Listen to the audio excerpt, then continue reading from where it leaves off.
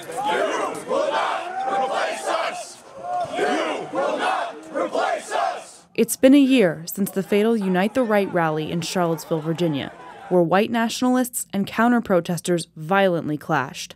On Sunday, organizers of that rally will hold an anniversary demonstration in Washington, D.C., and thousands of counter-protesters, led by groups like Black Lives Matter, are planning to meet them. Makia, thank you so much for coming in today. You are an organizer with the DC chapter of Black Lives Matter.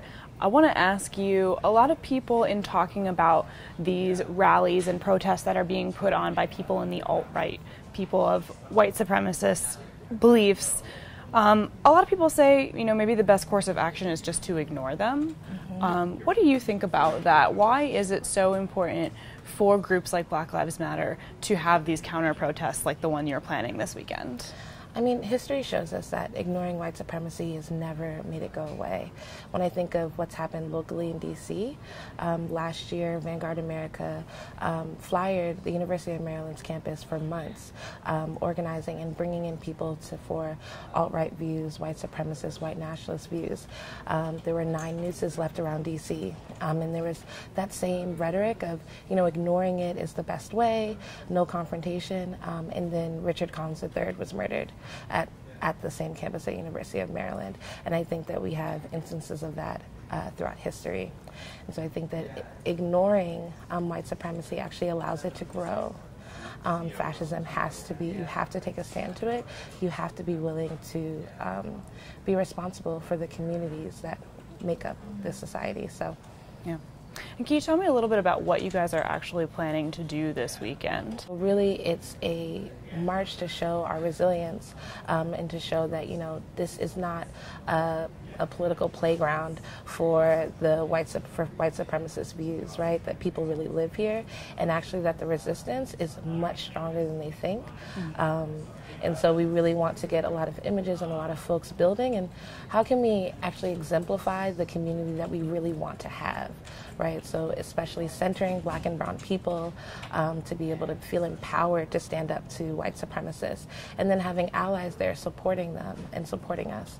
So that really is the kind of the community that we want.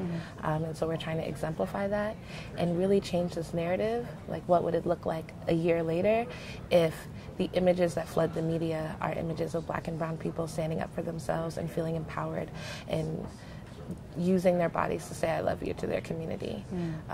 It'd be a very stark difference from last year of tiki torches and violence and death.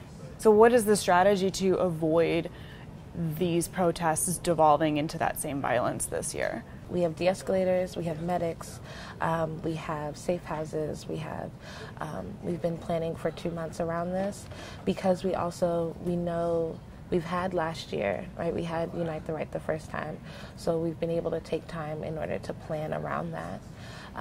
And honestly, those are some of the main things that we can do. At the end of the day, we cannot control the Unite the Right, and we can't control the police who will be escorting them. However, Black Lives Matter has a lot of experience with mass mobilizations. We have a lot of experience with confronting the police, who often are protecting white nationalists versus protecting and serving the DC community. So because we have that experience, I think that we are going to be able to see all of that play out, all of the hard work we've been doing for 2 months and even throughout the year.